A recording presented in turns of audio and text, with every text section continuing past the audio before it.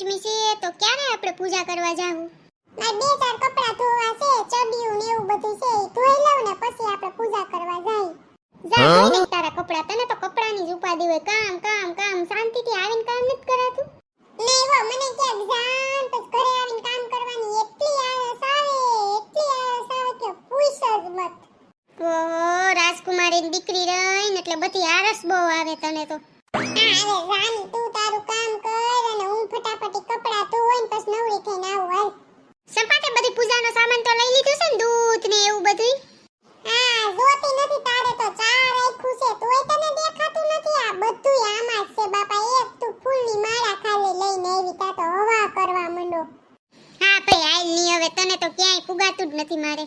એલી સસમી સાયા તો જો ટ્રાફિક આમાં કેમ વારો આવશે આપણો. એટલે જ મેં તને વેલું કીધું તું કે હાલ આપણે વેલું જાય તો તને સડિયું ધોવાની બહુ ઉતાવળ હતી. મને લાગે છે મારે કઈ તિગડમ કરવું જોહે. એ બાયુ આમ સામે જોવો કેવડા નાગ બાપા નીકળ્યા છે ઓલી સાઈડ. જાવ જલ્દી જોઈ આવો. અમે તો ન્યાય દર્શન કરીને આવ્યા ને પછી અહીંયા દર્શન કરવા આવ્યા. ક્યાં હે સંપા, ક્યાં? મારે નાગ જોવા જાવા છે. મને તો બહુ ગમે મોટા નાગ જોવા. ઓલી સામે કાંઠે નીકળ્યા છે. જાવ જલ્દી જાવ.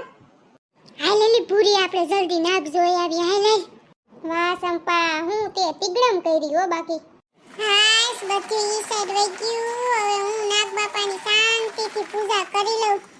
સંપા, આ તો જો તને દર્શન કરાવવા તો શેષનાગ સ્વયં આવ્યા. હાસા માણસો હોય ને એને શેષનાગ દર્શન કરાવવા આવે. બાકી આ બધું કયું ન્યુ આયા પૂજા કરતી હતી એને કા દર્શન દેવાય કોઈને નો આવ્યા ને મને જ આવ્યા. શેષનાગ આ સંપાના પ્રણામ સ્વીકાર કરજો. હે સંપા દીકરી, હું શેષનાગ સ્વયં તને દર્શન દેવા આવ્યો છું અને તારું દૂધ પીવા આવ્યો છું. ધન્યવાદ શેષનાગ, તમે મને સ્વયં દર્શન દેવા આવ્યા અને મારું દૂધ પીવા આવ્યા. હું તો ધન્ય થઈ ગઈ. લ્યો શેષનાગ, મારું દૂધ તમે ગ્રહણ કરો. સંપા દીકરી, હું તારું દૂધ પીવા તો આવ્યો પણ આ દૂધ તારું તો ખારું ખારું લાગે છે. એવું છે ને શેષનાગ, અમારે પારથ ગાય છે ને એનું દૂધ છે એટલે થોડુંક અત્યારે ખારું થઈ જાય ને એટલે આ ખારું દૂધ છે. તો મારી પૂજામાં તું આ દૂધ લઈ આવી ખારું ખારું? મને શેષનાગ એમ કે તમે થોડા મને દર્શન દેવા આવશો. મારે તો ખાલી દૂધ રાફડે જ રેડવાનું હોય. રાફડામાં તો કઈ દૂધ કોઈ પીતું હોય ને, ખાલી જાય માટીની અંદર. એમાં કોણ દૂધ પીવે? તો ખારું પી કે મીઠું ધરાવે કે ખબર જ ન પડે કોઈને.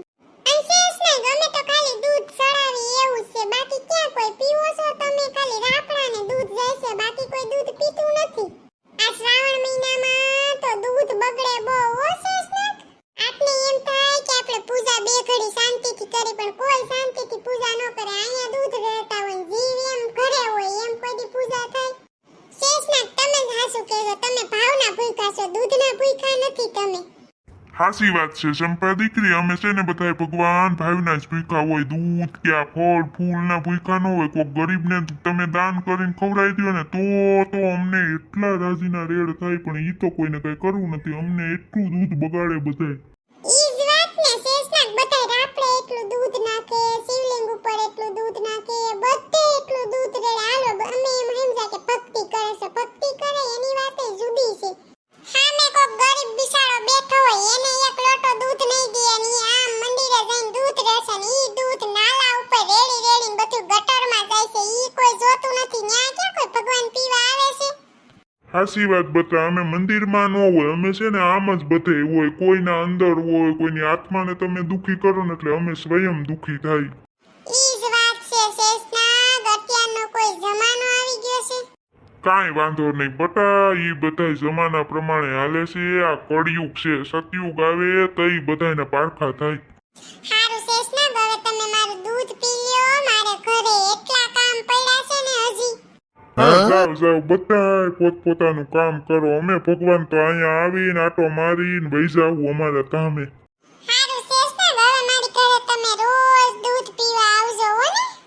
હા બટા, જો તમે ભક્તિભાવથી બોલાવશો તો અમે તો આવશું જ તમારા દરવાજે.